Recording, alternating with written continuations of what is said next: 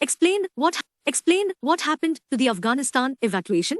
Most of the departures have been carried out quietly for remaining American citizens, U.S. residents, or people with a special immigrant visa for those who worked as military interpreters or otherwise aided the 20-year Washington war effort. Since then, several thousand people have managed to get out, mostly on flights arranged by the State Department or private groups and individuals. That includes some high-profile efforts, such as 18th November flight chartered by reality TV star Kim Kardashian West for members of Afghanistan's Women's Youth Development Soccer team and their families.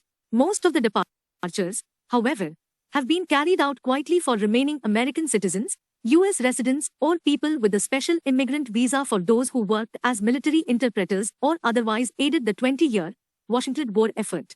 But people involved in these efforts are calling on the United States and other nations to do more to help people escape Taliban rule.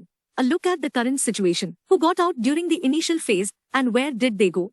As the Afghan government and military fell to the Taliban in August, the US hastily sought to evacuate as many people as possible through the main airport in Kabul. It was a chaotic scene because the collapse happened more quickly than the US government anticipated. The evacuation, mostly on military cargo jets, prioritized American citizens, US permanent residents, special visa holders, or those whose work would likely make them eligible, along with their families. The flights also carried people who were considered particularly vulnerable to Taliban retribution or their harsh rule, including journalists and human rights advocates. The 124,000 people evacuated in the initial phases included about 6,000 American citizens. Some Afghans from these flights have been temporarily moved to at least 8 countries that agreed to take people who may ultimately reach the US as refugees or will be resettled elsewhere. The US has so far admitted 73,000 Afghans from this initial phase. They will eventually move to communities around the United States with assistance from private organizations. About 40,000 are still being housed at 7 military bases in the US as they complete immigration and medical processing and await resettlement. What has happened since September? The Taliban started to allow some charter flights to leave the country with American citizens, US residents, and visa holders, as well as people from other countries and Afghans with proper travel documents. Private organizations with names such as Allied Airlift 21 and Task Force Argo have reported getting charter flights out with hundreds of people. The State Department has chartered flights and says it has evacuated 435 American citizens and 325 people with permanent US resident status, green card holders, since 30th August. People involved in these efforts estimate the total number evacuated at perhaps about 8,000. It's limited for many reasons, including the fact that people are in hiding or have destroyed or lost personal documents when the Taliban took. Applying for an immigrant visa to the US at this point is difficult because the American embassy has closed. Qatar recently agreed to handle some consular services for the US. Are there still American citizens in Afghanistan? Yes.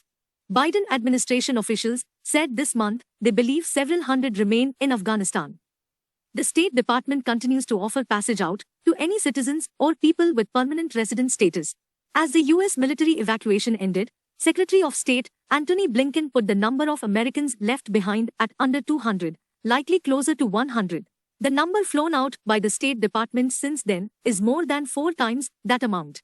Blinken has since said the department is in contact with American citizens who have indicated they want to leave.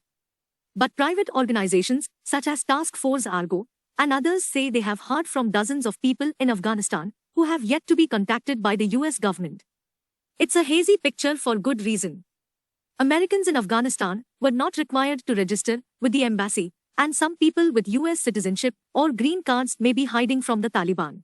Blinken also has said some people do not want to leave because they do not want to leave behind family members. What about other people who want to leave? Human rights groups and organizations working to help Afghans say there are at least tens of thousands of people in Afghanistan who could face reprisals and need to escape. That includes people who worked for the US-backed government or military, but also members of ethnic minorities or people who are LGBTQ. Some have fled on their own to other countries and may be able to apply to get to the US elsewhere as refugees. AfghaniVac is a coalition of more than 100 organizations working to help people get out of Afghanistan country. Many of those groups were started by military veterans. Representatives from AfghaniVac recently met with Blinken as part of a campaign to persuade the US to step up the evacuation effort. Groups are also enlisting help from Congress, hoping to expand the categories of people who would qualify for the special immigrant visa, perhaps to include those who served in elite Afghan military units. Some are also seeking more financial support from the US government. We need some help. We really do, Scott Munn, founder of Task Force Pineapple, which aims to connect people in Afghanistan with flights out of the country. This is a problem of scale, and it is outpacing us quickly.